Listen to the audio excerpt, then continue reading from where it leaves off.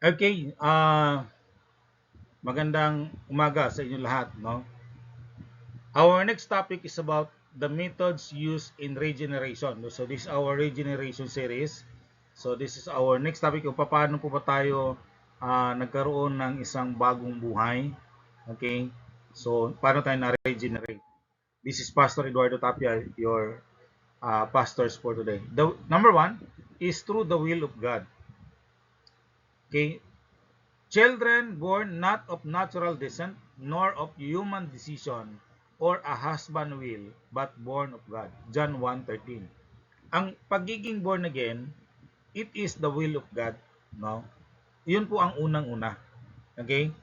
Dahil, kung titingnan po natin, lahat naman tayo isinilang physically. No? Pero gaya ng ating mga naunang mga discussion, ang pagiging born again ay hindi po ito sumali ng isang relihiyon. Ang pagiging born again ay ang paglapit natin sa Diyos, pagbabagong buhay patungo sa isang makadiyos na pamumuhay. Okay? Now, sabi dito, this is not a natural descent. No? So, hindi po to pagkapanganak kagaya ng natural na kapanganakan. Kundi ito po ay desisyon ng Diyos mismo na ang tao ay magiging bagong nilalang sa kanyang harapan. Kaya nga sabi ni Kristo, nung, di ba, in example ni Jesus Christ yung bata, kailangan, sabi niya, kailangan dapat maging kagaya kayo ng bata. No? Hindi bata isip, kundi yung karakter ba ng isang bata, tayo mga matanda na kasi, ang bata kasi, hindi nagkimkim ng galit. Pero ang mga matanda, nagkikimkim tayo ng galit. No? Ang mga bata, away ngayon, maya-maya bati na. Ang mga matatanda, no? Away ngayon, hanggang kamatayan, away pa rin yan. So, ibig sabihin, yung mindset natin ay marunong na dapat magpapatawad kasi nga binago na tayo ng Panginoong Diyos sa atin.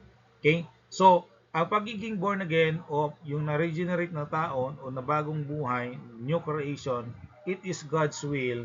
Kaya po ang taong ito ay magkaroon ng isang panibagong buhay. Okay? Panibagong uh, damdamin. Okay?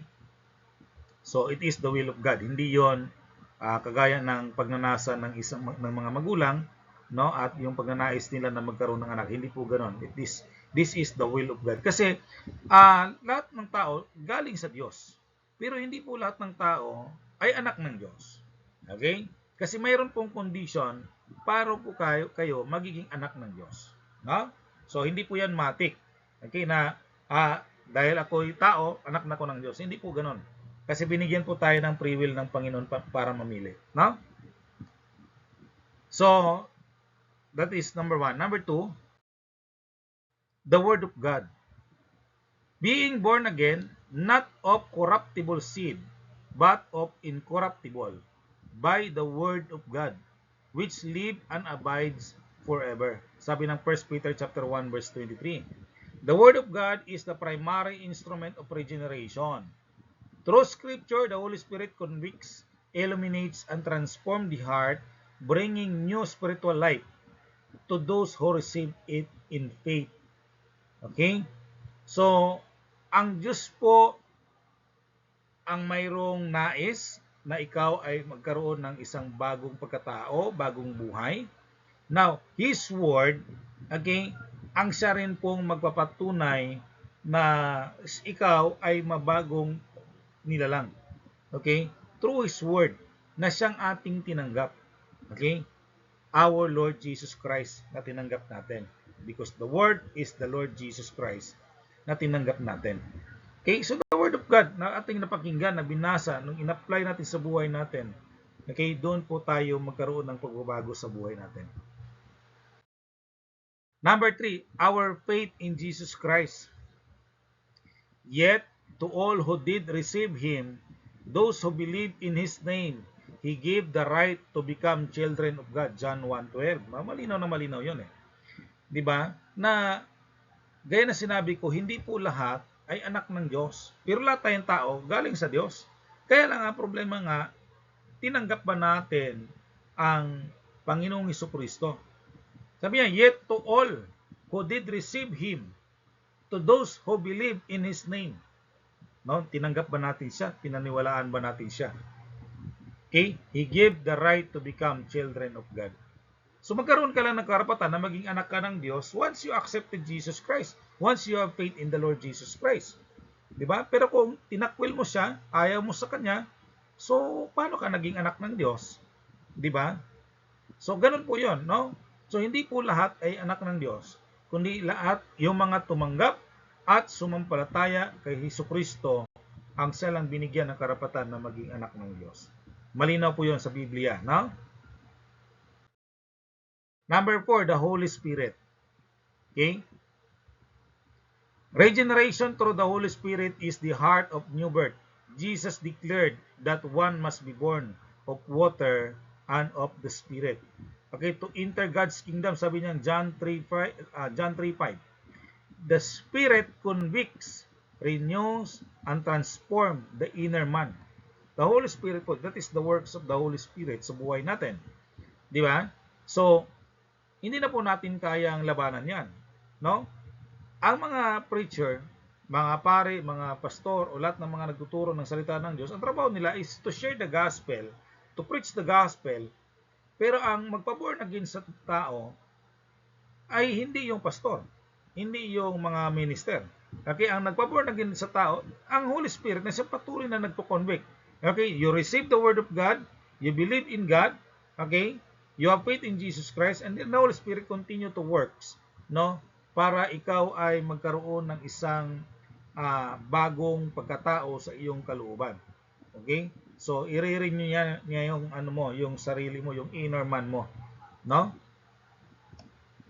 The wind blowed where it listed, so it is everyone that is born of the Spirit. John 3:8. So, malinaw po 'yon, no? Hindi po natin alam saan patungo yung hangin, saan po yan pupunta, pero naramdaman po natin.